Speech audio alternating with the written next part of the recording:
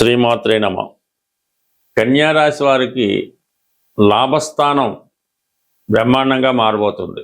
Already 2 గ్రహాలు లాభస్థానంలో ఉండడం, 22వ తారీఖు నుంచి రాష్ట్రాధిపతి బుధుడు కూడా లాభస్థానంలోకి రాబోతున్నాడు. అంటే 3 శుభగ్రహాలు లాభస్థానంలోకి రావడం ఇది రేర్గా జరుగుతుంటుంది. ఈ కాంబినేషన్ మీకు జూలై 4వ తారీఖు వరకు ఉంటుంది. సో దానివల్ల మనకి ఎటువంటి ఉపయోగాలు జరుగుతాయి అన్నది ఒక్కొక్క గ్రహం గురించి విడిగా తెలుసుకునే ప్రయత్నం చేద్దాం. మరి బుధుడు కొత్తగా ఎంటర్ అవుతున్నాడు కాబట్టి రాష్ట్రాధిపతిగా బుధుడు మరి మీ యొక్క స్వశక్తితో మీరు చేసే సొంత ప్రయత్నాలు చాలా వరకు ఫలించే అవకాశం ఉంది. ఆరోగ్యం కోసం మీరు తీసుకునే శ్రద్ధ మీకు సక్సెస్ ఇవ్వడం జరుగుతూ ఉంటుంది. దశమాధిపతిగా బుధుడు లాభస్థానంలోకి రావడం వల్ల వృత్తిలో ఆదాయం పెరుగుతుంది.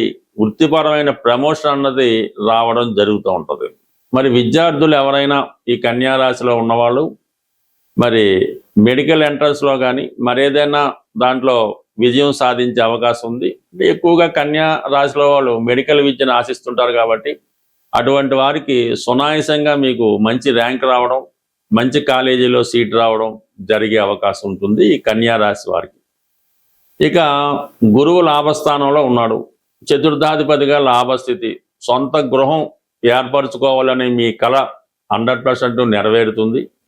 అలాగే వివాహపరంగా మరి భార్యాభర్తలు సక్రమంగా ఉండాలని, భార్య లేదా భర్త యొక్క ఆదాయం పెరగాలని, భార్యాభర్తల మధ్య ఉన్నటువంటి సమస్యలు పరిష్కరించాలని మీ యొక్క కోరిక నెరవేరుతుంది. నూతన వివాహ ప్రయత్నాలు చాలా వరకు ఈ సమయంలో నెరవేరే అవకాశం ఉంది. అంటే ఏదైనా వివాహం కాని కన్యా రాశి వాళ్ళకి అంటే ఇంచుమించుగా వాళ్ళు 30 సంవత్సరాలు దాటినా, 32 దాటినా, 35 దాటినా ఈ సమయంలో అంటే మీకు జూలై 4వ తారీఖు లోపు ఇంకా పోనీ జూలై నెలాఖరు లోపు కన్నా వివాహం కుదిరితే అవకాశాలు చాలా బలంగా ఉన్నాయి. ఇప్పుడు కాకపోతే మరెప్పుడు అన్నట్టు అంత గట్టిగా ప్రయత్నం చేస్తే కంపల్సరిగా వివాహపరంగా మీరు ఎదుర్కొంటున్నటువంటి అన్ని సమస్యలకి పరిష్కారం కుదురుతుంది. కొన్ని కొత్త పరిచయాలు మీకు ఏర్పడుతుంటాయి. వివాహ బంధం బలపడుతుంది. వివాహ ప్రయత్నాలు ఫలిస్తాయి. ఇక ప్రధానంగా శుక్రుడు ధన భాగ్యాధిపతిగా, ధనాధిపతి లాభస్థితి, ఆర్థిక పరిస్థితి పెరిగవుతుంది.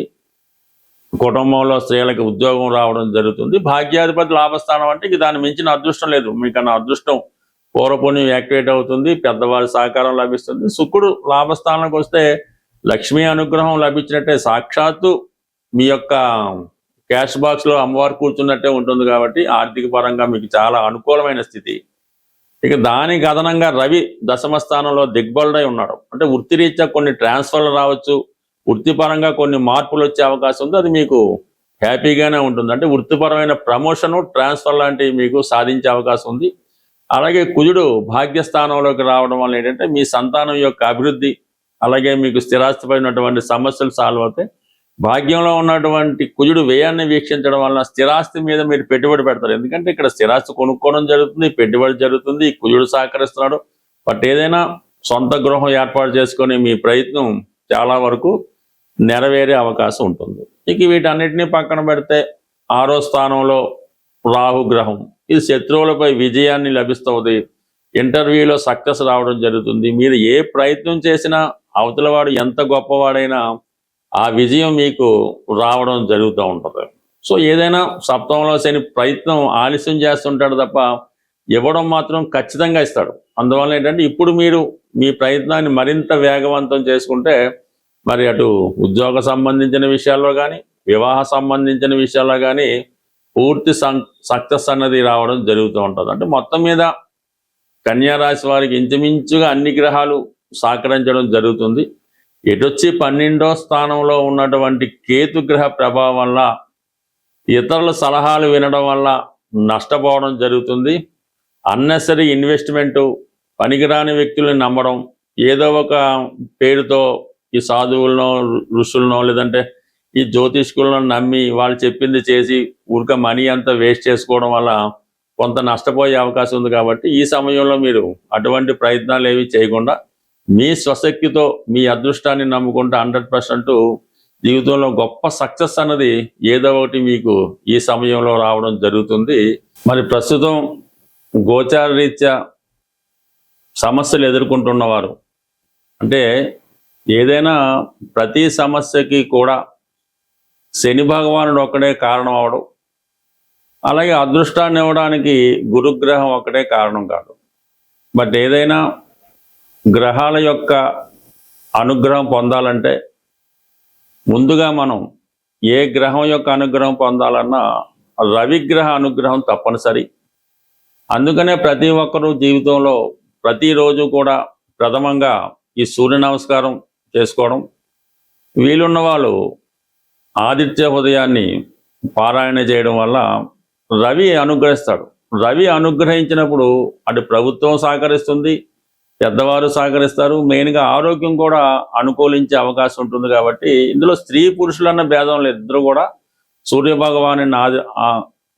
భగవాను ఆరాధించడం వల్ల మీలో కాన్ఫిడెన్స్ పెరుగుతూ ఉంటుంది.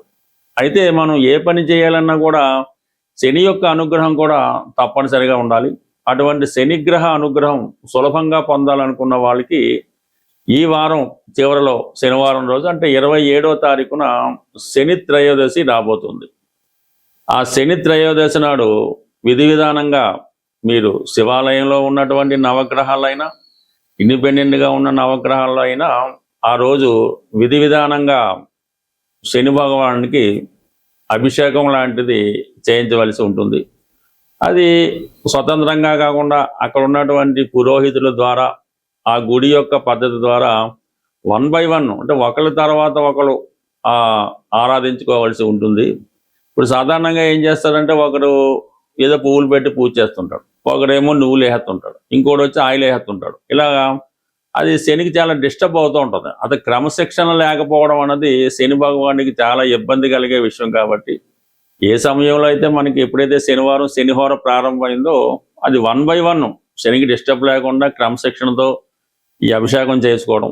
అభిషేకం అయిన తర్వాత కంపల్సరిగా మీరు ఏ దేవాలయంలో పూజ చేస్తారో ఆ దేవాలయంలో ప్రధాన దేవతను కూడా అర్చించి, అంటే వీలైతే శివాలయంలో అభిషేకం చేయించుకొని ఆ రోజంతా కంపల్సరిగా నియమంగా ఉండాలి. శని అభిషేకం అయిపోయిన తర్వాత బయటకు వచ్చి టిఫిన్ చేయడం, మామూలుగా నిత్య కార్యక్రమాలు ప్రారంభించకుండా చాలా నియమంగా సాధ్యమైనంత వరకు సాత్వికమైన ఆహారం తీసుకోవడం, ఆయిల్తో చేసిన చాలా వరకు అవాయిడ్ చేయడం, చాలా సాధారణమైన జీవితాన్ని గడపడం, వీలైతే ఆ రోజు నేల మీద పడుకోవడం.